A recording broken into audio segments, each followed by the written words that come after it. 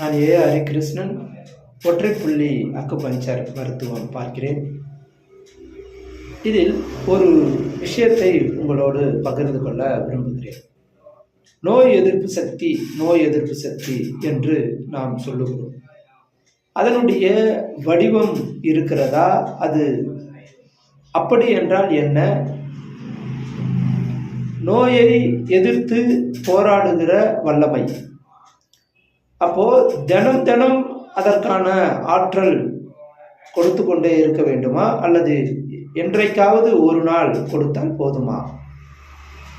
அப்படி என்று யோசிக்கிற போது எனக்கு ஒரு நிகழ்வுதான் நினைவுக்கு வருகிறது. நாட்டை பாதுகாக்க வேண்டி இராணுவத்தில் இருக்கிறவர்கள் தினம் அதன் எல்லையில் நின்று கொண்டு இருக்கிறார்களா, அல்லது போர் வருகிற போது அங்கே போய் நின்று சண்டையிட்டு நாட்டை பாதுகாக்கிறார்களா என்ற கேள்விக்கு விடை, என்றோ ஒரு நாள் வருகிற சண்டைக்காக வருடம் முழுவதும் மழை வெயிலில் அங்கே நின்று கொண்டு நாட்டை பாதுகாக்கிறார்கள்.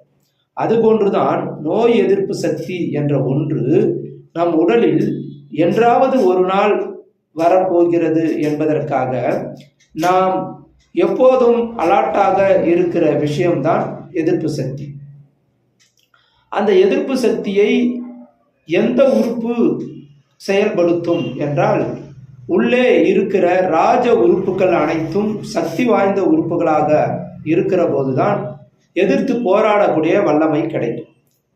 உடலில் கண்ணுக்கு தெரிந்து நம்மிடம் இருக்கிற கை, கால், வாய், கண், காது, மூக்கு இவைகள் அனைத்தும் செயல்படுவதற்கு காரணம் உள்ளே இருக்கிற ராஜ உறுப்புகளினுடைய செயல்பாடுகள் தான்.